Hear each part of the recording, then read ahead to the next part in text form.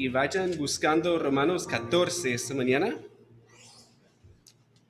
Romanos, los que han estado desde el inicio saben que estamos en esta serie, El Poder del Evangelio, y ya estamos en el capítulo 14 y cada semana vamos predicando lo que viene después para entender muy bien esta carta.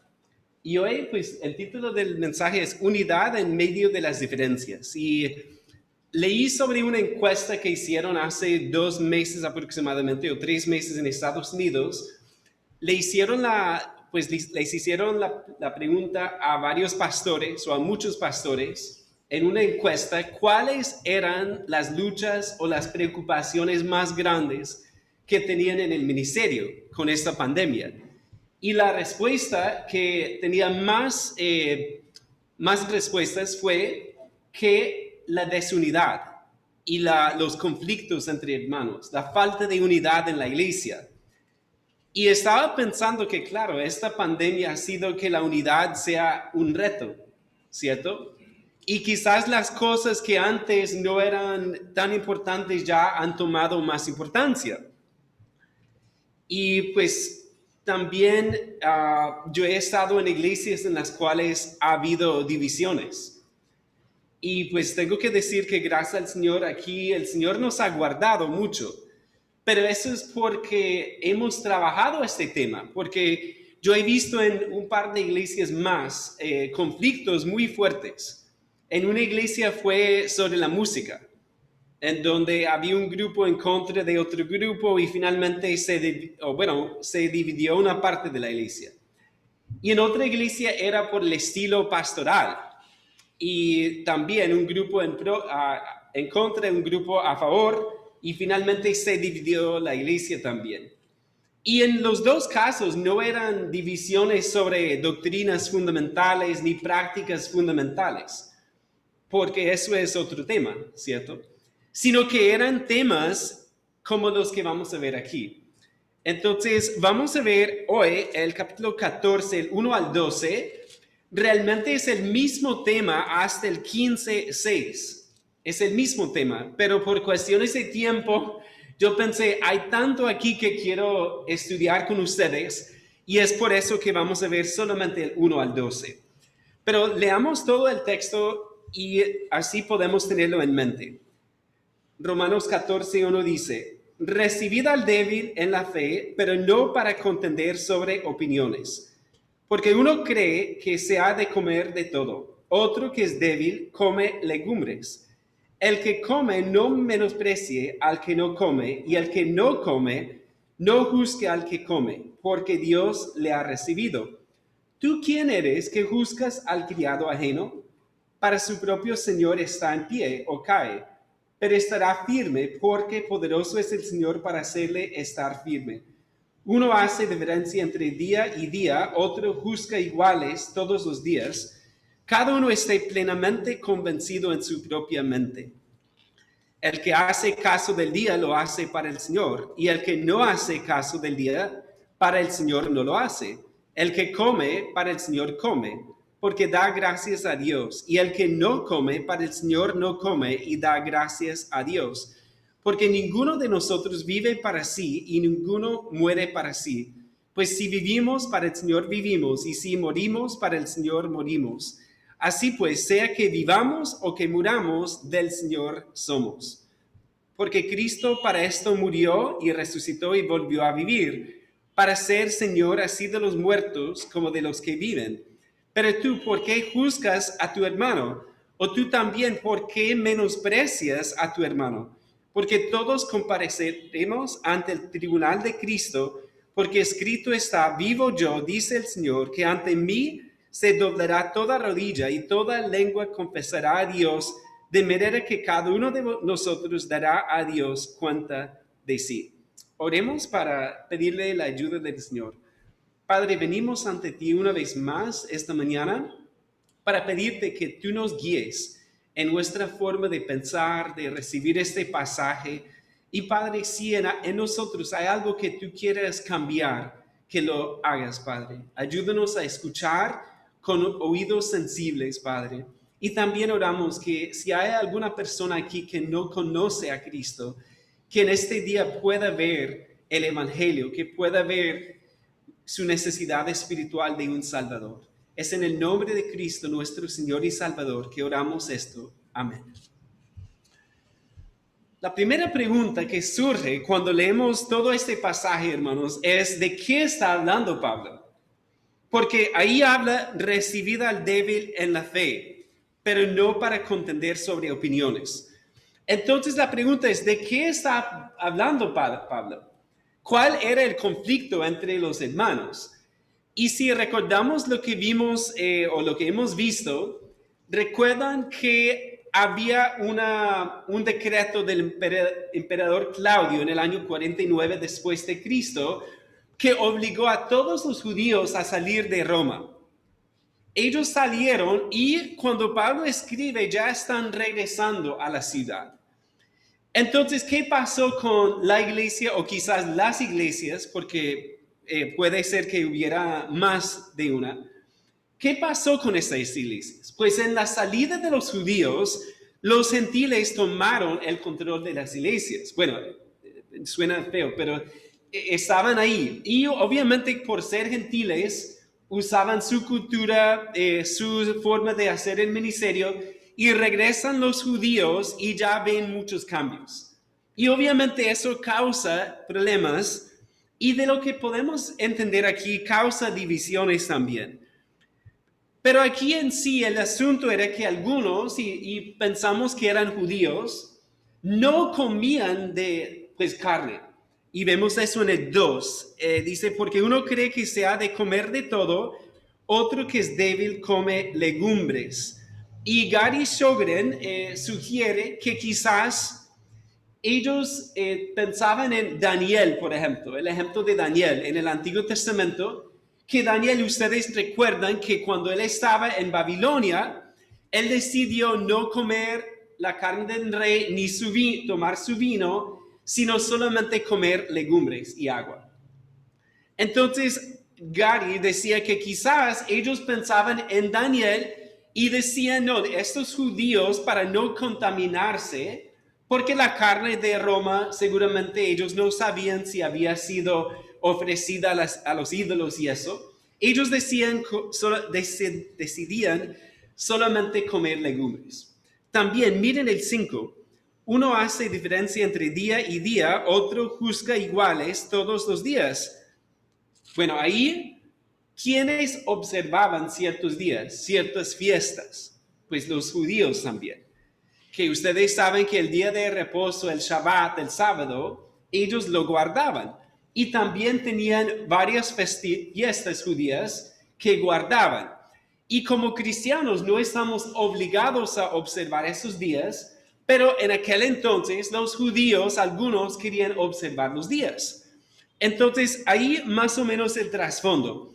Como pues debemos recordar que no se trata de temas de la salvación, ni de doctrinas fundamentales, ni de prácticas fundamentales. No estamos hablando de aceptar prácticas pecaminosas, sino que vemos aquí un asunto o varios asuntos que son debatibles. Y vamos a ver cómo manejar la unidad en medio de estas diferencias. Porque si nos miramos esta mañana, todos somos muy diferentes, ¿cierto? Vinimos de diferentes países, de diferentes ciudades, de diferentes culturas, de diferentes hogares, y todos pensamos diferente. Y eso está bien, porque unidad en medio de las diferencias. La unidad no es la uniformidad, porque a veces la gente cree que para tener unidad todos tenemos que ser clones del pastor Alfredo, tal vez, o del pastor Jonathan, ¿cierto? Y imposible, somos muy diferentes. Pero por eso vamos a ver cómo manejar estas diferencias. Yo estaba pensando, ¿cuáles diferencias tenemos aquí en la iglesia? Y no tenemos nada como esta diferencia. Pero yo pensé, por ejemplo, no vamos a ponernos a hablar de política, ¿cierto? Porque ahí, si solamente menciono un nombre o dos nombres, ya se subió la presión de algunos, ¿verdad? O también la manera de manejar esta pandemia. Hay diferentes formas de manejarla y cada uno tiene su opinión, ¿verdad? Pero no vamos a predicar sobre eso y decir, no, todos tienen que pensar como nosotros. No, porque cada uno debe entender la pandemia y pues estudiar cómo reaccionar ante esto, pero ante Dios cada uno tiene que tomar esa decisión. También hay diferencias en la forma de alabar al Señor y eso es bonito. A mí me gusta eso. Algunos son más expresivos que otros, ¿verdad? Algunos levantamos las manos, a otros no. En eso hay diferencias.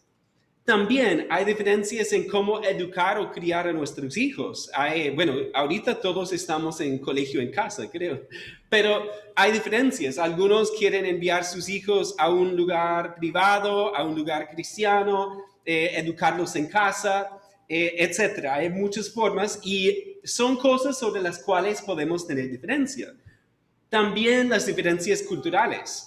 Pues como le decía a alguien esta mañana, ya todos somos más japoneses en la forma de saludar, pero eso hay diferencias culturales y hay que reconocerlo, porque digamos que alguien de Bogotá o alguien de Venezuela o alguien de Estados Unidos, en mi caso, tenemos culturas diferentes y a veces no nos entendemos totalmente, ¿cierto? Pero son diferencias que para el Señor son bonitas. Porque eso no cambia la unidad que podemos tener en Cristo. ¿Amén?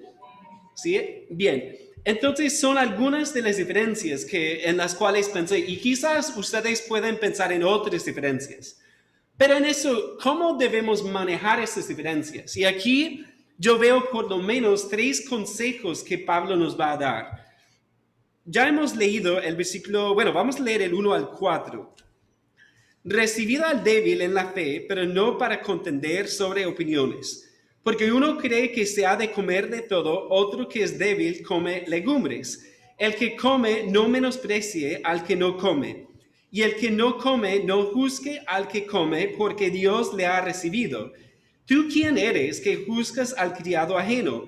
Para su propio Señor está en pie o cae, pero estará firme, porque poderoso es el Señor para hacerle estar firme. El primer consejo aquí es que debemos recibir a nuestros hermanos. Debemos recibir o aceptar a nuestros hermanos. Y lo vemos ahí en el 1, recibid al débil en la fe. Pues Pablo aquí habla a los fuertes y de hecho él se considera fuerte. Miren el capítulo 15, el versículo 1. Así que los que somos fuertes debemos soportar las flaquezas de los débiles y no agradarnos a nosotros mismos.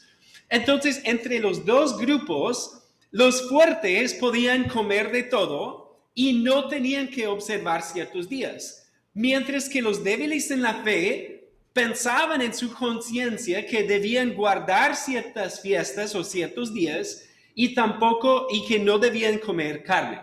¿Ok? ¿Entienden la diferencia? Pablo dice que él es fuerte porque él puede comer de todo si quiere. Y también él no sentía una obligación de observar esos días. Él entendía su libertad en Cristo. Y de eso se trata, que sí tenemos libertad, pero Pablo no dice a los débiles, ustedes tienen que creer como yo, porque es un asunto debatible, sino que dice, debemos aceptar a nuestros hermanos, ya sean débiles o fuertes. Bien, él en el versículo 3, él da instrucciones a los dos grupos. Miren el 3, vamos a leerlo en voz alta todos juntos. El que come no menosprecie al que no come, y el que no come no juzgue al que come, porque Dios le ha recibido. Entonces da instrucciones a los dos grupos. Dice ahí, el que come no menosprecie. Es decir, la idea de menospreciar es como mirar con desprecio a esa persona, ¿cierto? O de burlarse tal vez, pensar menos de esas personas. Y decir, no, ¿cómo así? Usted está en Cristo, ¿por qué no puede hacer lo que yo hago? O quizás no dice nada, sino que en su mente lo menosprecia. También los que no podían esas cosas, los débiles, juzgaban a los fuertes y decían, no, ustedes no son buenos cristianos, porque un buen cristiano debería abstenerse de la carne y debería observar ciertos días. Entonces vemos ahí las dos tentaciones, menospreciar o juzgar. Y yo creo que cada uno tiende a un lado u otro, ¿cierto? Que quizás nuestra tendencia es ser más relajados, pero menospreciar a los que son un poco más estrictos.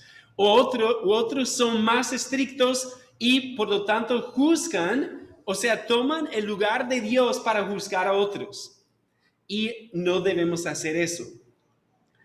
Ahora, si nosotros aceptamos a nuestros hermanos, la idea no es aceptarlos y después contender sobre opiniones. Como dice en el 1, recibid al débil en la fe, pero no para contender sobre opiniones. Como la mayoría serían gentiles, la mayoría serían fuertes, la idea de Pablo no es, ok, ustedes van a recibir a los judíos nuevamente, pero todo el tiempo van a estar molestándolos. ¿Sí? Y eso a veces decimos, no, yo lo acepto, pero estamos ahí peleando todo el tiempo. De eso no se trata. Se trata de aceptarlo y no contender con él sobre esas cosas. Obviamente podemos hablar de estos temas, pero en buenos términos, ¿cierto? No para contender.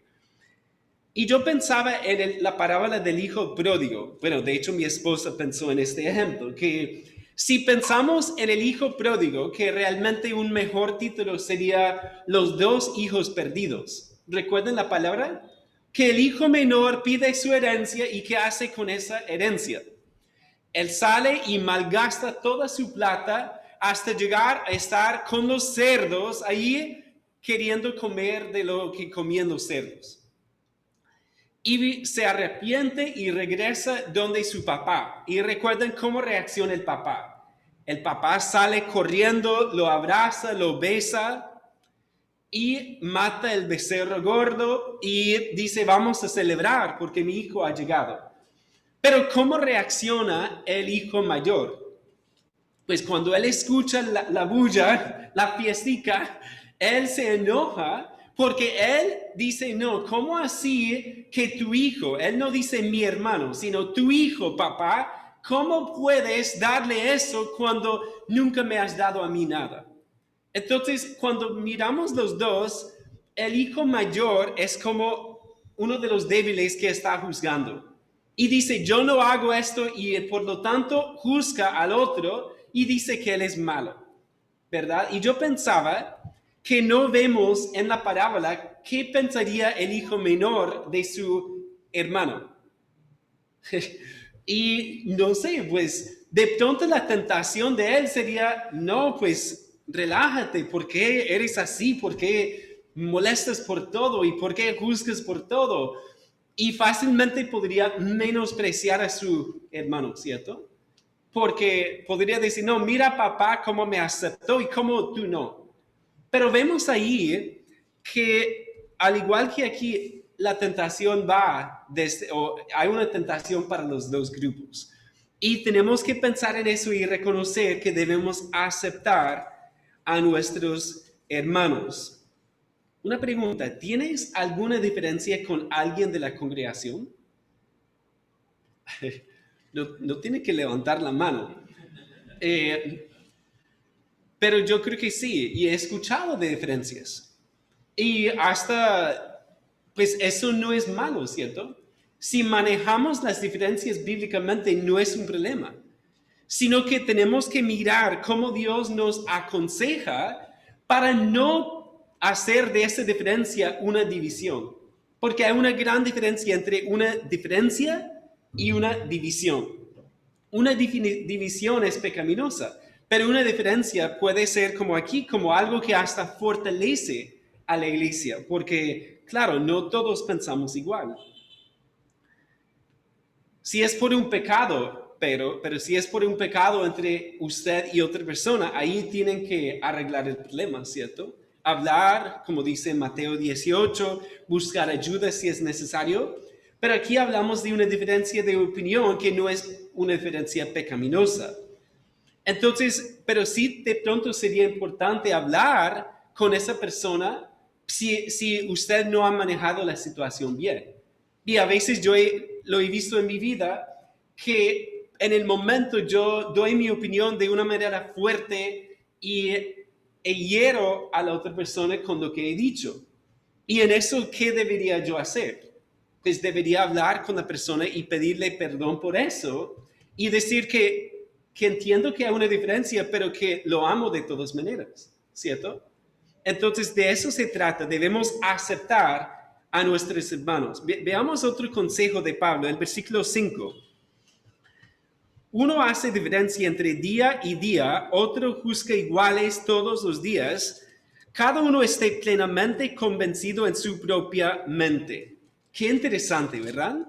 Que Pablo aquí dice, ok, hay dos grupos. Algunos de ustedes están tal vez observando el día de reposo, otros no. Algunos de ustedes judíos tal vez están observando esta fiesta judía y otros no.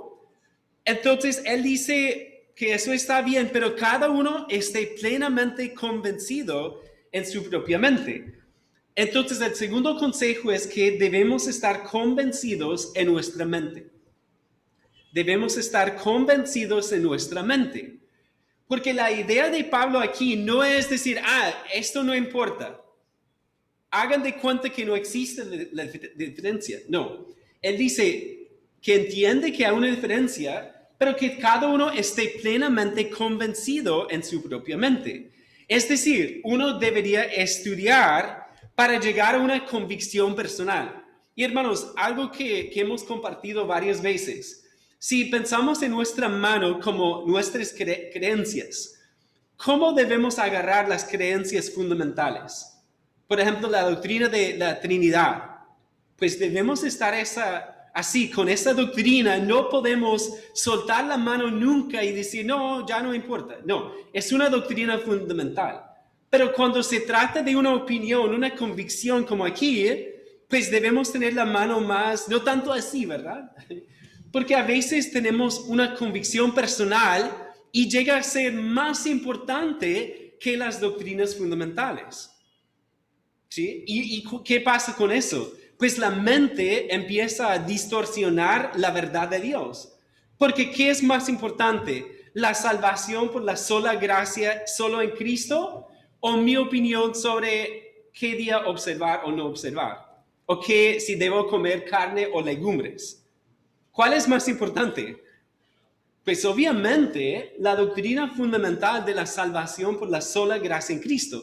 Pero a veces queremos morir por las dos cosas. ¿Sí?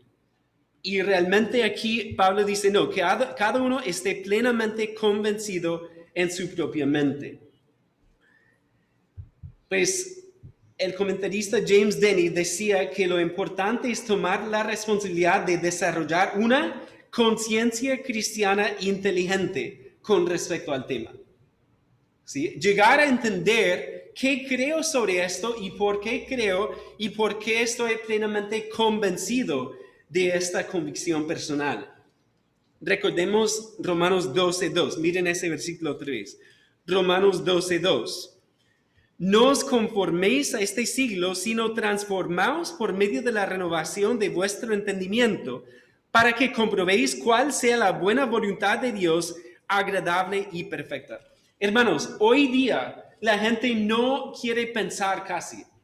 ¿Cómo reacciona la gente? La gente mira y pregunta a sus amigos o miran en las redes sociales y donde va, ¿cómo es el dicho? Donde va Vicente, allá va la gente, ¿cierto?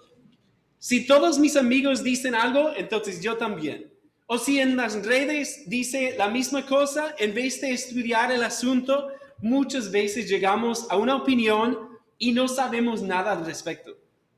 ¿Sí? Y pues hay muchos asuntos así, y así es el mundo. El mundo no está pensando hoy día.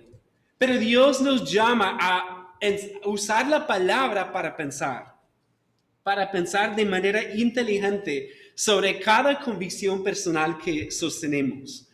Entonces, ¿cómo llegamos a estar convencidos en nuestra mente? Aquí tengo 3 consejos de otros versículos. Primero, conocer las Escrituras profundamente. Conocer las Escrituras profundamente. Y hay muchos versículos, ¿cierto? El Salmo 119, 105, perdón, dice, lámpara es a mis pies tu palabra y lumbrera a mi camino. Entonces, obviamente, ¿en dónde debemos buscar nuestras convicciones? Pues aquí, de las Escrituras. También Jesús en Juan 17, santifícalos en tu verdad, tu palabra es verdad.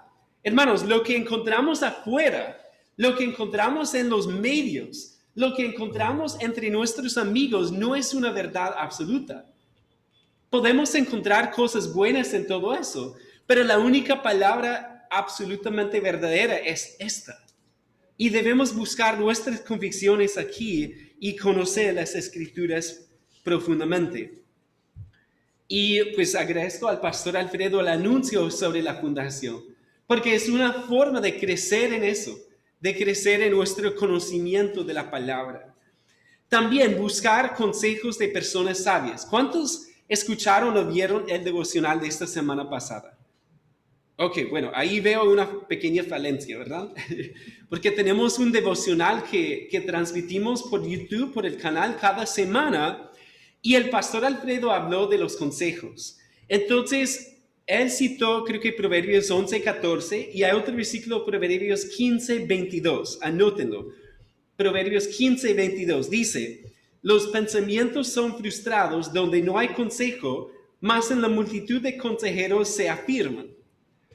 En estas posiciones debatibles, hermanos, necesitamos buscar consejos. Y yo he visto que a veces alguien llega a la iglesia y tiene ya preguntas sobre, bueno, ¿por qué esto y por qué aquello? O cuando hay un debate, ¿por qué creen lo que creen? Lo mejor es pedir consejos. Porque con estos temas, yo he visto que lo que hacemos no es decirle a la persona, no, tú tienes que creer así, sino que les mostramos lo que la palabra enseña y la persona debe llegar a su propia convicción. Por ejemplo, esto de con quién debes casarte. Pues el pastor Alfredo ni yo no le vamos a decir, cásate con ella o cásate con él. Porque son cosas que cada uno tiene que estar plenamente convencido en su propia mente. Pero sí hay consejos que pueden orientar a la persona. Y como decía el pastor Alfredo en ese devocional, muy pocas personas piden consejos. Pero cuando se trata de algo debatible, que sería mucho mejor sentarse con una persona sabia para hablar el tema. Hermano, ¿por qué hay diferencias sobre este tema? Bueno, ya podemos hablar. Pero si nunca preguntamos por qué hacen eso, por qué no hacen eso, va a haber un problema ahí y puede causar división. Muy bien. Otro consejo sería escuchar varios puntos de vista.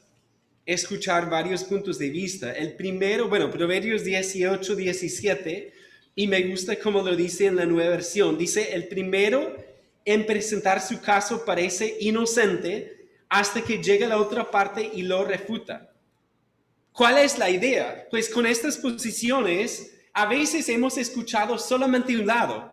Y claro, si hemos escuchado solamente un lado, vamos a tender a creer lo mismo. Pero cuando otra persona nos explica por qué come carne en ese caso, o por qué no observa los días, ya podemos ver los dos lados y tener más sabiduría para tomar una posición personal. ¿Ok? Y yo veo que tendemos a tomar posiciones radicales a veces, cuando no escuchamos los dos lados.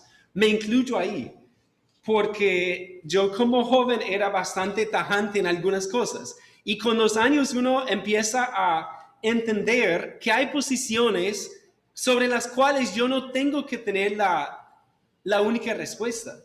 Puede haber hermanos en la iglesia con una posición diferente y está bien, hermanos. Amén. Estamos en Cristo unidos y puede haber diferencias en estos asuntos, pero es bueno escuchar varios puntos de vista. Y pues el primer año de la universidad yo fui a una universidad cristiana y mi tía me invitó a quedarse con ella y su familia para cuidar a sus 3 hijos pequeños en Texas, en el sur de Estados Unidos.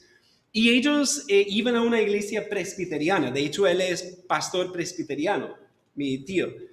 Entonces, para mí fue un choque muy grande porque yo era bautista desde la juventud, ¿verdad? Y pues aprendí muchísimas cosas. Y en eso, por ejemplo, ellos, pues algunas cosas eran buenas, otras no tan buenas, ¿verdad? Pero aprendí de todo, porque, por ejemplo, fue la primera vez que escuché una oración escrita. Y en el principio decía, pero ¿por qué escriben sus oraciones? Pero después con el tiempo vi, wow, su oración tenía más profundidad teológica que la nuestra tal vez. Entonces, por lo menos uno aprende a apreciar esas diferencias. Y bueno, podría hablar de otras diferencias también, pero lo que quiero decir es que para mí fue algo que me abrió los ojos a ver, ok, hay diferencias y no siempre son malas. A veces pueden ser diferencias saludables y podemos aprender los unos de los otros. Pues piensa un momento, ¿cuáles posiciones ves en otros creyentes de la iglesia con las cuales no estás de acuerdo? No sé si pueden pensar en algo. Pero nuevamente no hablo de asuntos doctrinales fundamentales, sino estas diferencias de posición o postura personal.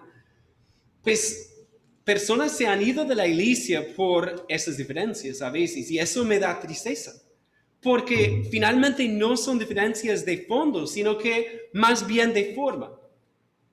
Y si entendemos bien que cada uno debe estar plenamente convencido en su propia mente, ya podemos respetar más a nuestros hermanos y también entender, bueno, yo he llegado a esta posición, yo no tengo que tambalear, pero tampoco tengo que juzgar o menospreciar a mis hermanos que han llegado a una posición diferente, ¿cierto? Bien, miremos el tercer consejo de Pablo. Aquí ya es la sección más larga, del 6 al 12. Pero vamos a leer el 6. El que hace caso del día, lo hace para el Señor. Y el que no hace caso del día, para el Señor no lo hace. El que come, para el Señor come, porque da gracias a Dios. Y el que no come, para el Señor no come y da gracias a Dios. Vemos aquí el tercer consejo de Pablo, y es que debemos enfocar todo hacia el Señor. ¿Ustedes cuántas veces ven la palabra Señor en este versículo? Varias veces, ¿cierto? Ahí, 4 veces, ¿cierto? Y si leemos, si seguimos leyendo, lo que vemos es Señor, Señor, Señor. Y en todo debemos enfocar todo hacia el Señor. ¿Cuál es la tentación? La tentación es orientar todo hacia nosotros o hacia los demás y no hacia el Señor. No hacia el Señor. Pues el enfoque de nuestra vida cristiana debería ser o debe ser Cristo. Suena redundante, ¿cierto? Claro, la vida cristiana se trata de Cristo, del Señor Jesús. Pero vemos aquí que si enfocamos todo hacia Él, eso nos va a ayudar muchísimo. Pues cuando menospreciamos o juzgamos, ¿en quién estamos pensando? ¿Estamos pensando en Jesús o estamos pensando en esa persona y nosotros? Pues obviamente, si estamos pensando en el Señor y hacemos todo para el Señor, vamos a tener más misericordia con los demás. Y también vamos a ver si él o ella hace algo diferente, pues tiene que vivir para el Señor y tiene que rendirle cuentas al Señor. Miren el 7, porque ninguno de nosotros vive para sí y ninguno muere para sí. Pues si vivimos para el Señor, vivimos, y si morimos para el Señor, morimos. Así pues, sea que vivamos o que muramos, del Señor somos. Y en estas cuestiones nos enfrascamos en nosotros mismos, hermanos. Y pensamos en nosotros en vez del Señor Jesús. Pues cuando juzgamos a otro hermano, ¿qué pensamos sobre su vida? Pensamos que es un cristiano mediocre, pensamos quizás que es un cristiano en pecado, pensamos que somos mejores, ¿cierto? Pero aquí vemos que debemos pensar que del Señor somos. y que esa persona tiene que vivir para el Señor y tiene que morir para el Señor, igual nosotros tenemos que vivir para el Señor y morir para el Señor. Y pues esta semana estaba meditando en eso porque no lo había pensado bien, porque tenía claro esto de vivir para el Señor, pero ¿qué tal esto de morir para el Señor? ¿Sí? Y yo pensaba en mi suegro, que ustedes saben la historia que mi suegro murió en un atraco a los 39 años y yo nunca lo conocí. Y uno podría preguntarse, él era misionero en Bogotá, y uno podría decir, pero ¿por qué murió él tan joven? Y aquí tenemos la respuesta. Ahí dice, pues si vivimos para el Señor, vivimos, y si morimos, para el Señor, morimos. Él murió para el Señor y fue lo que el Señor quiso en su vida. Pero vemos ahí tanto vivir para el Señor como morir para el Señor y enfocar todo hacia nuestro Señor.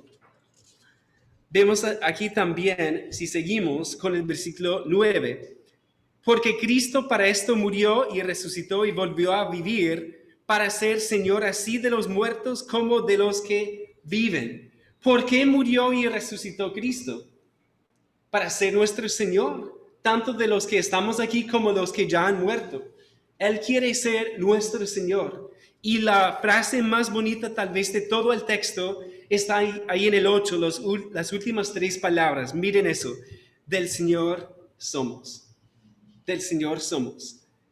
Y en todo eso, pues obviamente esta prédica es más para cristianos, para personas que son ya creyentes, personas que ya han recibido al Señor, porque nosotros podemos decir, del Señor somos. Pero si no has conocido a Cristo, no puedes decir del Señor soy, porque solamente aquellos que hemos puesto nuestra fe en Él podemos decir que Él es nuestro Señor. Y es por eso que no tememos la muerte. No tememos la muerte porque de Él somos y vivimos para Él y morimos para Él. Toda nuestra vida gira en torno a Cristo y a lo que Él es. Porque miremos aquí el 10. Pero tú, ¿por qué juzgas a tu hermano? O tú también, ¿por qué menosprecias a tu hermano? Porque todos compareceremos ante el tribunal de Cristo. Porque escrito está, vivo yo, dice el Señor, que ante mí se doblará toda rodilla y toda lengua confesará a Dios, de manera que cada uno de nosotros dará a Dios cuenta de sí. Y en eso, si enfocamos todo hacia el Señor, vamos a ver que con cada posición personal que tomamos, ¿a quién tenemos que rendirle cuentas por esa posición? A Dios, ¿cierto? A Jesús. Tenemos que rendirle cuentas. Y nuestro hermano o nuestra hermana, ¿a quién tiene que rendir cuentas? Al Señor también. Entonces, ¿por qué nos ponemos en el lugar de Dios para juzgar como Dios va a juzgar? Porque todo debe estar enfocado en nuestro Señor y soltarle esa responsabilidad a Él. Reconocer que Él es quien va a juzgar. Y hermanos, eso da un descanso grandísimo. Porque si andamos pensando que tenemos que ser como Dios para los demás y juzgarlos y menospreciarlos y decirles todo lo que tienen que creer exactamente como nosotros, pues hay un peso muy grande. Y yo he visto otra cosa, que las personas que andan así, ¿cómo es su vida?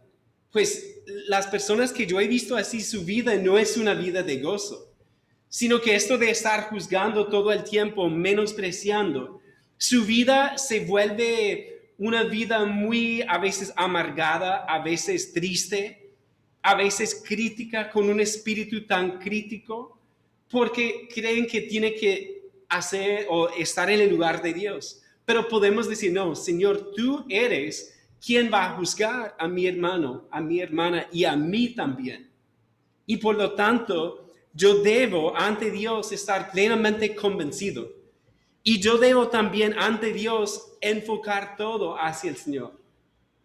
Porque vamos a tener que rendirle cuentas a Él por nuestra vida.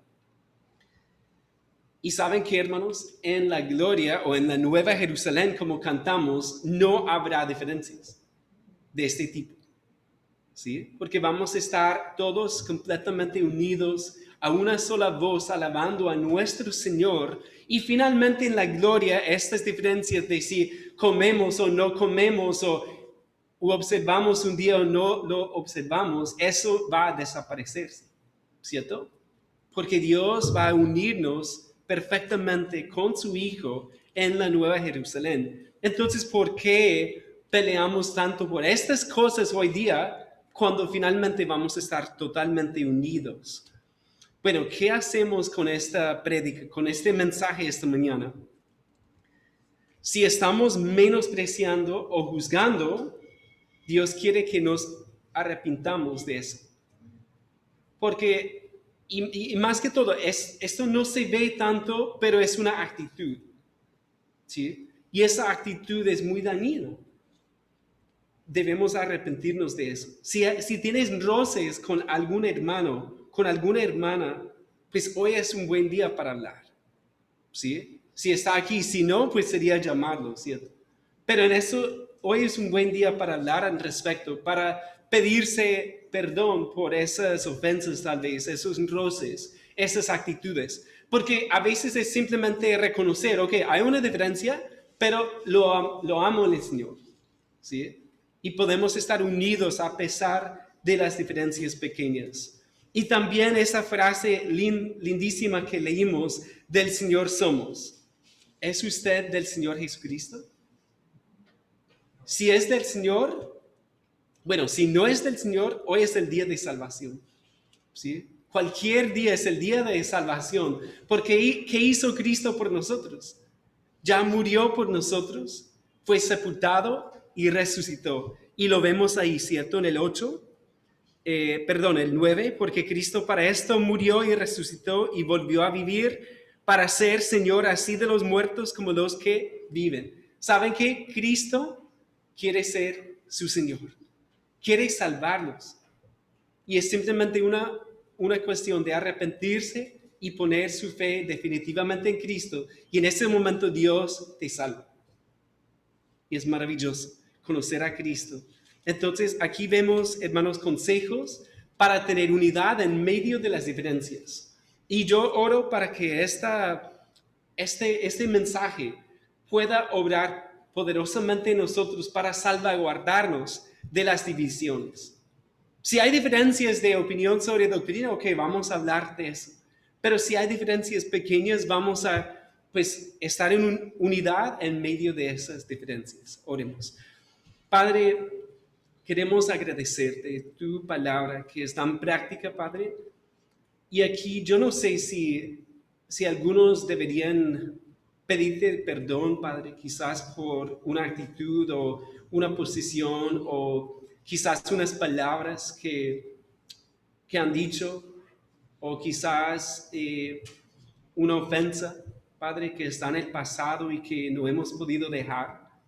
Oramos que tú obres en nosotros, Padre, que obres en nuestra iglesia, que nos des unidad, Padre, que nos ayudes a ver que más allá de estas diferencias hay una unidad increíble en tu Hijo y en tu Espíritu y en tu palabra, Padre. Ayúdenos a buscar en ella tu verdad y estar convencidos plenamente en nuestra propia mente, Padre. También quiero orar por aquellos que no son de tu Hijo Jesús, que no son del Señor todavía.